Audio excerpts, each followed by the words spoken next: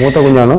ആദ്യം വിരിഞ്ഞ കുഞ്ഞ്. നമുക്ക് ഈ അതിഥിയെ അകത്ത് വെക്കാം. അതിനുശേഷം നമുക്ക് എല്ലാവരും ഒരുമിച്ച് നമ്മുടെ പ്രേക്ഷക റൂമിലേക്ക് നമുക്ക് ഡിസ്പ്ലേ ചെയ്യാം.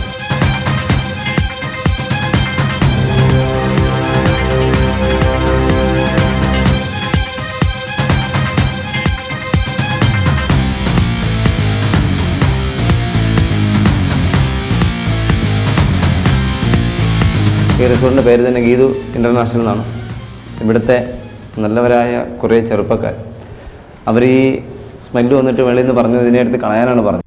പക്ഷേ അവർ അതിനെ എടുത്ത് കളയാതെ സ്ഥാപനത്തിൻ്റെ ഒരു നല്ല മനസ്സിനുടമയായ ശ്രീമാൻ ബിജു അവറുകൾ എന്നെ ഇന്നലെ വിളിക്കേണ്ടത്. ഇപ്പം നമ്മൾ ചെയ്യേണ്ടത് ഇപ്പം തന്നെ ഇതിനെ തിരുവനന്തപുരം വഴുതക്കാട് ഫോറസ്റ്റ് ഹെഡ് ക്വാർട്ടേഴ്സിലെത്തിക്കുക. അവിടെ നിന്ന് അവരുടെ നിർദ്ദേശപ്രകാരം ഇന്നോ നാളെയോ അവർ തന്നെ തീരുമാനമെടുത്ത് അവരുടെ നിർദ്ദേശപ്രകാരം ഞാനിപ്പോൾ ഇവിടെ എത്തി. ഇനി അവർ തന്നെ തീരുമാനമെടുത്തതിനെ അതോറിറ്റി കൈമാറും. അതുവരെ ഇവർ സുഖമായിട്ട് തിരുവനന്തപുരത്ത് വഴുതക്കാട് ഫോറസ്റ്റ് ഹെഡ് ഓഫീസിലുണ്ടാവും. എന്തായാലും ഇതിനെ ഉപദ്രവിക്കരുത്, എടുത്ത് കളയരുത് എന്ന് വിചാരിച്ച് ഇവിടുത്തെ ഇതിൻ്റെ ഓണർക്കും ഇവിടുത്തെ മറ്റ് ജീവനക്കാർക്കും ഒക്കെ നല്ല ഐശ്വര്യവും സമ്പൽ സമൃദ്ധിയും എല്ലാം ഉണ്ടാവട്ടെ എന്ന് പ്രാർത്ഥിക്കുന്നു. നമുക്ക് ഈ അതിഥികളെ എടുത്ത് ഇവിടെ വെച്ച് ഒന്ന് പരിചയപ്പെടുത്തിയതിനു ശേഷം കൂട്ടിനകത്ത് വെച്ച് നമുക്ക് പെട്ടെന്ന് മടങ്ങാം. ഇതൊരു 15 ദിവസത്തിനടുത്ത് മാത്രമേ പ്രായമുള്ളൂ. പക്ഷേ ഇവരുടെ ഒരു പ്രത്യേകത, ചുണ്ട് തമ്മിൽ കടിക്കുന്ന സൗണ്ട് നമുക്ക് കേൾക്കാൻ പറ്റും. രാത്രിയൊക്കെ ഇവിടെ നിന്ന് നല്ല സൗണ്ടായിരിക്കും. ഇത് അവർക്ക് അറിയുന്ന സൗണ്ടാണ്. അപ്പോൾ നമ്മൾ പെട്ടെന്ന് കേട്ടുള്ളത് മറ്റേതെങ്കിലും ഒരു ജീവി ആണെന്ന് നമുക്ക് തോന്നും. ഇദ്ദേഹത്തിന് ഇപ്പോൾ ഏകദേശം ഒരു 15 വയസ്സിന് മുകളിൽ 15 വയസ്സ് കഴിഞ്ഞ് കാണും അദ്ദേഹം മുട്ട വിരിഞ്ഞിട്ട്. അത് കഴിഞ്ഞ് നമുക്ക്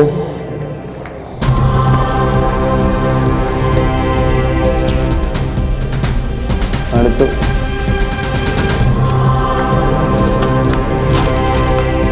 രണ്ടാമത്തെ അതിഥി അതുപോലെ തന്നെയാണ്. അദ്ദേഹത്തിനൊരു 16-17 ദിവസം ആയിക്കണം അദ്ദേഹം മുട്ടയിൽ നിന്ന് വിരിഞ്ഞിട്ട്. ഇവർക്ക് പിന്നിലേക്ക് ഇങ്ങനെ തള്ളി പോകുന്ന ഒരു പ്രവണതയാണ് ഇവരിൽ കണ്ടുവരുന്നത്. അതുപോലെ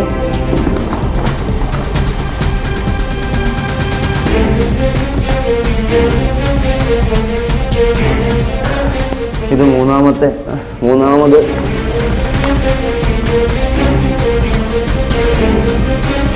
നാലാമത്തെ അതിഥി നമ്മൾ പുറത്തേക്ക് എടുക്കുകയാണ്. ഇവയ്ക്കൊരു പ്രത്യേകത ഉള്ളത്, ഈ ഒരു പക്ഷിയുടെ ഒരു പ്രത്യേകത പരന്തിനെ പോലെയാണ്. നാവ് കൊണ്ട് നല്ല കൂർത്ത നാവ് കൊണ്ട് നമ്മൾ ഇരയെ അമർത്തിപ്പിടിക്കുകയും അതിന് ചുണ്ട് കൂർത്ത അഗ്രം കൊണ്ട് ആ ഇരയെ കടിച്ച് മുറിക്കുന്നൊരു പ്രത്യേകത ഇവർക്കുള്ളത്. അപ്പം നമ്മൾ നാലാമത്തെ അതിഥി എന്താ പുറത്തേക്ക് വെച്ചു. അറ്റാക്ക് ചെയ്യുക എന്നുള്ളതാണ് ഇപ്പോൾ അദ്ദേഹത്തിൻ്റെ ഒരു മൂഡ്. അറ്റാക്ക് ചെയ്യാണ്ടാണ് അദ്ദേഹം വരുന്നത്. കണ്ട, അറ്റാക്ക് അടിക്കുക. അദ്ദേഹത്തിന് കാണുന്നില്ല അതെന്താണ് മുന്നിലേക്ക് എന്നുള്ളത് അദ്ദേഹം കാണുന്നില്ല. അപ്പോൾ അത് നാലാമത്തെ ആൾ. ഇത് അഞ്ചാമത്തെ ആൾ.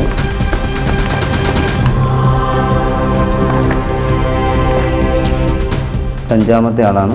അദ്ദേഹവും അധികം പ്രായമുള്ളതല്ല. ഇവരെല്ലാം തമ്മിൽ 2-3 ദിവസത്തെ വ്യത്യാസം മാത്രമേ ഉള്ളൂ. ഇത് അടുത്ത ആളാണ്, ആറാമത്തെ അതിഥി.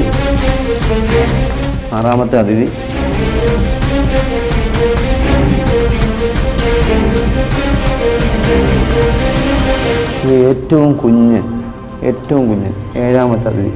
അങ്ങനെ 7 പേര് നമ്മുടെ പക്കലെത്തിയിട്ടുണ്ട്. ഈ 7 പേരെയും നമ്മൾ കഴിവിൻ്റെ പരമാവധി നമ്മുടെ ഓഫീസർമാർക്ക് കൈമാറിയ ശേഷം അവർ തിരുവനന്തപുരത്ത് സൂ അതോറിറ്റിക്ക് ഇത് കൈമാറി കഴിഞ്ഞാൽ അവരുടെ ഡോക്ടറുടെ പരിചരണത്തിൽ ഇത് നന്നായിട്ട് മുഴുത്ത പക്ഷികളാകുമ്പോൾ അവർ തന്നെ ഇതിനെ പുറത്തേക്ക് തുറന്നു വിടുന്നുണ്ട്. ഒത്തിരി മൂങ്ങ അവിടെ കിട്ടുകയും അവരതിനെ തുറന്നു വിടുന്നതായിട്ട് നമുക്ക് അപ്പോൾ തന്നെ പറയാൻ സുരേഷ് ഞങ്ങൾ ഇത്തരണം വിട്ടു. അപ്പോൾ അത് നമ്മുടെ പരിസരത്ത് തന്നെ ജീവിക്കുന്നു. ഇതുപോലല്ല, വേറെ ഒഴിഞ്ഞ സ്ഥലമാണ്, ആൾക്കാരുടെ റൂമിനോട് ചേർന്നല്ല എങ്കിൽ അത് താനെ അവിടെ ഇരുന്ന് പോകരുത്. അവർക്ക് ഡിസ്റ്റർബ് ആയതുകൊണ്ട് ഈ റൂമിൽ ജനൽ തുറന്നു കഴിഞ്ഞാൽ ഉടനെ ഈ സ്മെല്ലാണ് അകത്തേക്ക് അടിച്ചു കയറുക. അപ്പോൾ അതുകൊണ്ടാണ് അവരതിനെ എടുത്ത് മാറ്റി വേറെ എവിടെയെങ്കിലും വെക്കാം എന്നാണ് പറയുന്നത്. അങ്ങനെ വെച്ചിരുന്നെങ്കിൽ ഇത് മരണപ്പെട്ടു പോയേനെ. പക്ഷേ എന്തായാലും അതിനുള്ള അവസരം നമ്മളായിട്ട് കൊടുത്തില്ല. Name: Banowl, Vellimunga. Kingdom: Animalia. Phylum: Chordata. Class: Avius. Family: Titonidae. Genus: Tyto. Species: T. alba. Antarctica ഒഴികെയുള്ള മറ്റുള്ള ഭൂഖണ്ഡങ്ങളിലെല്ലാം കാണുന്ന പ്രത്യേകതരം മൂങ്ങയാണ് വെള്ളിമൂങ്ങ. വെള്ളിമൂങ്ങയുടെ മുഖം ഹൃദയാകൃതിയിലായിരിക്കും. മുഖവും ശരീരത്തിന്റെ അടിഭാഗവും വെള്ള നിറം, തലയുടെ പിൻഭാഗവും ചിറകുകളും ഇളം തവിട്ട് നിറം. ചാരനിറത്തിലുള്ള പുള്ളികൾ ശരീരത്തിൽ ധാരാളമായുണ്ട്. സൗന്ദര്യമുള്ളവയാണെങ്കിലും ഇവയുടെ കരച്ചിൽ മനുഷ്യന് വളരെ അരോചകമാണ്. നല്ല കാഴ്ചശക്തിയുണ്ട് ഈ ജീവിക്ക്. അസാമാന്യമായ കേൾവിശക്തിയും. ചെറിയ ശബ്ദം വളരെ നന്നായി മനസ്സിലാക്കാനും ഇതിനനുസരിച്ച് പ്രവർത്തിക്കാനും ഇവയ്ക്ക് കഴിവുണ്ട്. ഇരയുടെ ശബ്ദം ചെവിയിൽപ്പെട്ടാൽ തലതിരിച്ച് ഇരു ചെവികളുടെയും ഒരേ തീവ്രതയിൽ ശബ്ദം വരുന്ന ദിശ മനസ്സിലാക്കുകയും അങ്ങനെ ഇരയെ കണ്ടെത്തുകയും ഇരയെ പറന്നുവന്ന് കൊത്തിയെടുത്ത് പിടിക്കുക, ചെറിയ ഇരകളെ ഒന്നായി വിഴുങ്ങുക, രോമങ്ങൾ, നഖങ്ങൾ മുതലായ ദഹിക്കാത്ത ഭാഗങ്ങൾ സാധാരണ ഛർദ്ദിച്ചു കളയുന്നതും കാണാം. ലോകത്ത് ഏറ്റവും കൂടുതൽ എലികളെ പിടിക്കുന്ന ജീവിയാണ് വെള്ളിമൂങ്ങ. ഓന്ത് മുതലായ മറ്റു ചെറിയ ജീവികളെയും വെള്ളിമൂങ്ങ ഭക്ഷണമാക്കാറുണ്ട്. മരപ്പൊത്തുകൾ, ഇരുളടഞ്ഞ മാളങ്ങൾ, ഉപേക്ഷിക്കപ്പെട്ട കെട്ടിടങ്ങളിലെ ഇരുണ്ട മൂലകൾ മുതലായവ വാസസ്ഥലമാണ്. മൂങ്ങകളെക്കുറിച്ച് ഓർക്കുമ്പോൾ അസാധാരണമായ കണ്ണുകളാണ് പൊടുന്നനെ മനസ്സിൽ തെളിയുക. പക്ഷികളിൽ തന്നെ രൂപത്തിലും ഭാവത്തിലും ഏറെ വ്യത്യസ്തതയാർന്നവയാണ് മൂങ്ങകൾ. വലിപ്പമുള്ള തലയും മനുഷ്യരുടേതുപോലെ മുന്നോട്ട് തുറന്ന കണ്ണുകളും തടിച്ച ദേഹവും വലിയ വാലും പറക്കുമ്പോഴുള്ള ശബ്ദമില്ലായ്മയുമൊക്കെ കൊണ്ട് ഈ പക്ഷികൾ പക്ഷി നിരീക്ഷകർക്ക് ഏറെ പ്രിയപ്പെട്ടവരാണ്. ബാല്യത്തിലെ അമ്മുമ്മ കഥകളിലും ചില അന്ധവിശ്വാസങ്ങളിലും ഈ സാധുപക്ഷികൾ ഭീകരരൂപികളാണ്. ഇവയുടെ ശബ്ദം മരണത്തോട് ചേർത്തും കെട്ടുകഥകൾ പിറന്നിട്ടുണ്ട്. മൂങ്ങകളിൽ ഏറെ സുന്ദരന്മാരും സുന്ദരികളും വെള്ളിമൂങ്ങകളാണ്. ഹൃദയാകൃതി പൂണ്ട മുഖം നമ്മുടെ ഹൃദയത്തിൽ നിന്ന് മായില്ല. മനുഷ്യവാസമുള്ള ഇടങ്ങളിലാണ് ഇവ കൂടുതലായി കാണപ്പെടുന്നത്. മാർദ്ദവമേറിയ പൂടകളും തൂവലുകളും വെള്ളിമൂങ്ങയുടെ രാത്രി സഞ്ചാരത്തിന് സഹായകരമാണ്. അതുകൊണ്ട് ചിറകുകൾ ചലിപ്പിക്കുമ്പോൾ ശബ്ദങ്ങൾ ഉണ്ടാകാറില്ല. നിശബ്ദമായി ഇരകൾക്ക് മേലെ പറന്നെത്തുവാൻ ഇവയ്ക്ക് കഴിയുന്നു. പകൽ നിശബ്ദമായി കഴിയും. സന്ധ്യ മയങ്ങുമ്പോൾ ഇലക്ട്രിക് പോസ്റ്റുകളിലും കെട്ടിടങ്ങൾക്ക് മീതെയുമൊക്കെ സൂക്ഷ്മ നിരീക്ഷകനെ പോലെ നിശബ്ദമായി ഇരിപ്പുറപ്പിക്കും. രാത്രിയിൽ പറക്കുന്ന പ്രാണിവർഗ്ഗങ്ങളെയും എലികളെയും ഇവ വേട്ടയാടും. കർഷകരുടെ അടുത്ത ബന്ധുവെന്നും ഇവയെ വിളിക്കാം. എലികൾ വസിക്കുന്ന മാളങ്ങളും പൊന്തുകളും ഇവയുടെ ഇഷ്ടപ്രദേശങ്ങളാണ്. പത്തായ പക്ഷി എന്നൊരു പേരും ഇവയ്ക്കുണ്ട്. ഏറെ നേരം ഇവ നിരീക്ഷിച്ചാൽ ഒരു നർത്തകിയുടെ താളാത്മകമായ ചലനങ്ങൾ ഇവയിൽ കാണാം. പലവിധ ശബ്ദങ്ങളും ഇവർ പുറപ്പെടുവിക്കുന്നു. ഇവയുടെ ഷിർ എന്ന ശബ്ദം തൊട്ടരികിൽ മറ്റൊരു വെള്ളിമൂങ്ങ ഉണ്ടെങ്കിൽ അവയ്ക്കുള്ള സന്ദേശവുമാണ്. വീട്ടിൽ വളർത്തിയാൽ ഭാഗ്യം കൊണ്ടുവരുന്ന പക്ഷിയെന്നാണ് വെള്ളിമൂങ്ങയെപ്പറ്റി പരക്കെയുള്ള മറ്റൊരു അന്ധവിശ്വാസം. ഇങ്ങനെ ധനം കൊണ്ടുവരാനായി ഗൾഫിലെയും യൂറോപ്പിലെയും വീടുകളിൽ കൂട്ടിലടയ്ക്കപ്പെട്ടിരിക്കുന്ന വെള്ളിമൂങ്ങകൾക്ക് കണക്കില്ലത്രേ. ഇണയെ പിരിഞ്ഞിരിക്കാൻ ഇഷ്ടമല്ലാത്ത പക്ഷിയാണത്രേ വെള്ളിമൂങ്ങ. വർഷങ്ങളോളം നിലനിൽക്കുന്നതാണ് വെള്ളിമൂങ്ങകളുടെ ദാമ്പത്യ ജീവിതം. അതിനാൽ തന്നെ മികച്ച ദാമ്പത്യ ജീവിതത്തിന് വെള്ളിമൂങ്ങയെ വീട്ടിൽ പാർപ്പിച്ചാൽ മതിയെന്ന് അറബികളും മറ്റും വിശ്വസിച്ചിരുന്നു. ആരോഗ്യരംഗത്തെ അന്ധവിശ്വാസങ്ങളിലൊന്ന് വെള്ളിമൂങ്ങയുടെ ഔഷധ ഗുണത്തെപ്പറ്റിയാണ്. ലൈംഗികാരോഗ്യം മെച്ചപ്പെടുത്തുവാനും വെള്ളിമൂങ്ങയുടെ മാംസം കഴിച്ചാൽ മതിയെന്ന് പലരും വിശ്വസിക്കുന്നു.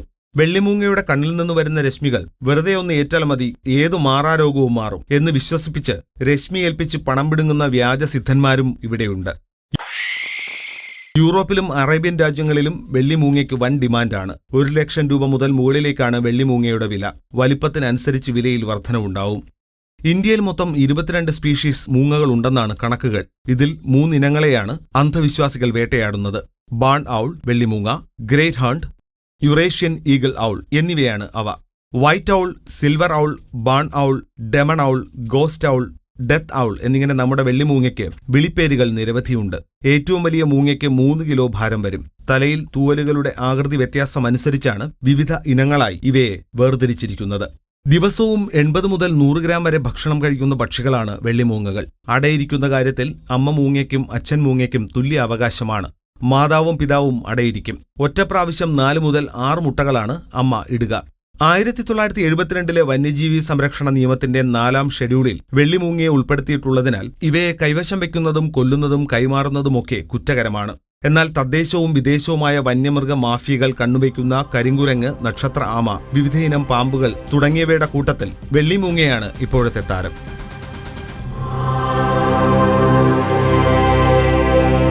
ഇപ്പൊ ഇവ ചെറു ചീന്ത ഈ തൂവലൊന്നും ഉറച്ചിട്ടില്ല.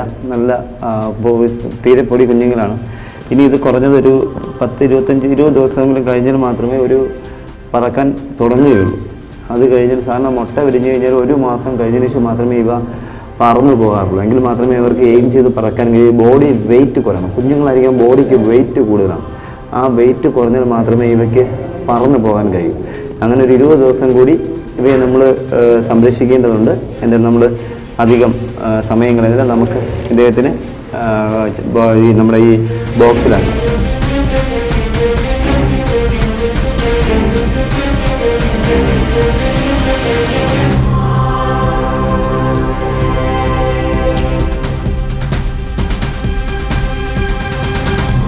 എന്തായാലും നമ്മളിവിടെ വന്നപ്പോൾ അപ്രതീക്ഷിതമായിട്ട് നമ്മുടെ ക്യാമറ കണ്ണിലേക്ക് പതിഞ്ഞ ഒരു കാര്യം, AC-യുടെ പുറകിൽ 2 കുഞ്ഞന്മാർ, 2 വളരെ ചെറിയ കുഞ്ഞന്മാർ. എനിക്ക് കൗതുകം തോന്നിയത്, ഞാൻ പണ്ട് എനിക്കൊരു ക്രൈസ് ഉണ്ടായിരുന്നു. 250-300 പ്രാവുകൾ ഉണ്ടായിരുന്നു. അപ്പോൾ അവയൊക്കെ വളർത്തി അവയുടെ മുട്ടയൊക്കെ വിരിയിച്ചു, കുഞ്ഞുങ്ങളെയൊക്കെ വിരിയിച്ച് അവയൊക്കെ പന്തായത്തിനൊക്കെ പറത്തിയിരുന്നൊരു കാലം ഉണ്ടായിരുന്നു. പിന്നെ അത് വേണ്ടാന്ന് തോന്നിയപ്പോൾ അതൊക്കെ ഉപേക്ഷിച്ചു. അപ്പോൾ അങ്ങനെ നമ്മുടെ AC-യുടെ പുറകിൽ 2 കുഞ്ഞ് കറുത്ത ചുണ്ടുമായിട്ട് 2 കുഞ്ഞന്മാരിരിക്കണം. നമുക്ക് കാണാം നമ്മുടെ പ്രേക്ഷകർക്ക്. കുട്ടത്തിപ്രാവ് എന്ന് പറയുമ്പോൾ നമ്മുടെ മലയാളികൾ മറക്കാറില്ല. കുട്ടത്തിപ്രാവ് എന്ന് പറയുമ്പോൾ പെൺപ്രാവിനെ അല്ല കുട്ടത്തി എന്ന് വിളിക്കുന്നത്, മാടപ്രാവിനെ നമ്മളെപ്പോഴും കുക്കുറുകുറു നാക്കുന്നത് കൊണ്ട് നമ്മൾ കുട്ടത്തിപ്രാവ് എന്ന് നമ്മുടെ കേരളത്തിൽ പരക്കെ അറിയപ്പെടുന്ന മാടപ്രാവേവ അങ്ങനെ പാട്ട് നമ്മുടെ മലയാളികൾ മറക്കുന്ന പോലത്തൊരു പാട്ടുണ്ട്. അപ്പോൾ അങ്ങനെ ഉള്ളൊരു അതിഥിയെ നമുക്കൊന്ന് പരിചയപ്പെടാം. നമ്മുടെ 2 കുഞ്ഞു കൂട്ടുകാർ.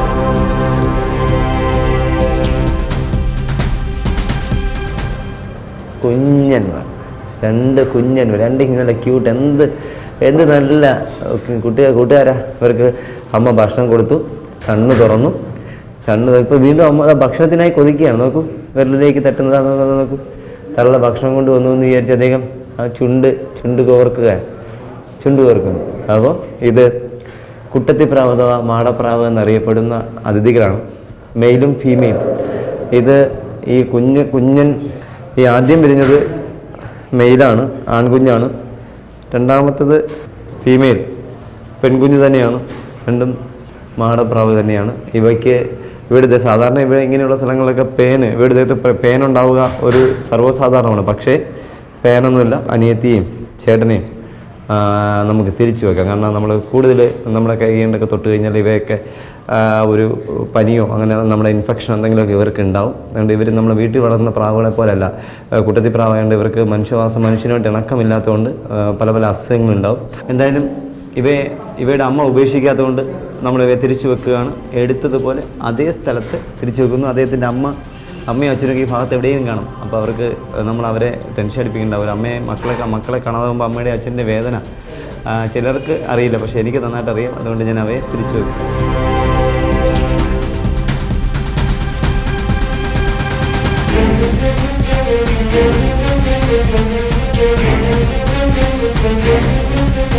എന്തായാലും നമ്മുടെ ഇവിടുത്തെ ദൗത്യം ഭംഗിയായിട്ട് കഴിഞ്ഞു. കാരണം പല റിസോർട്ടുകളിലും അല്ലെങ്കിൽ പല ഇതുപോലുള്ള മേഖലകളിലൊക്കെ ഇങ്ങനെയുള്ള ജീവികളെ കണ്ട് എടുത്ത് പുറത്തേക്ക് വലിച്ചെറിയുക ഒരു സർവ്വസാധാരണമാണ്. പക്ഷേ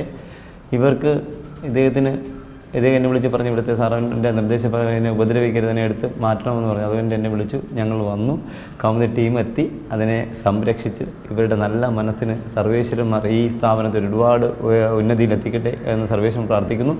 അതുപോലെ നമ്മുടെ സ്നേക്ക് മാസ്റ്റർ ടീമിൻ്റെ കഴിഞ്ഞ ഭാഗങ്ങൾ പോലെയല്ല ഇത്തവണത്തെ ഭാഗം എല്ലാവർക്കും നന്നായിട്ട് ഇഷ്ടപ്പെട്ട് കാണും, അല്ലെങ്കിൽ നല്ല രീതിയിൽ ഇഷ്ടപ്പെട്ട് കാണും എന്ന് വിശ്വസിക്കുന്നു. എന്തായാലും നമ്മൾ ഇവിടുത്തെ ദൗത്യം കഴിഞ്ഞു. നമുക്കിനിയും ഒട്ടനവധി കോളുകൾ വെയിറ്റിങ്ങിലുണ്ട്.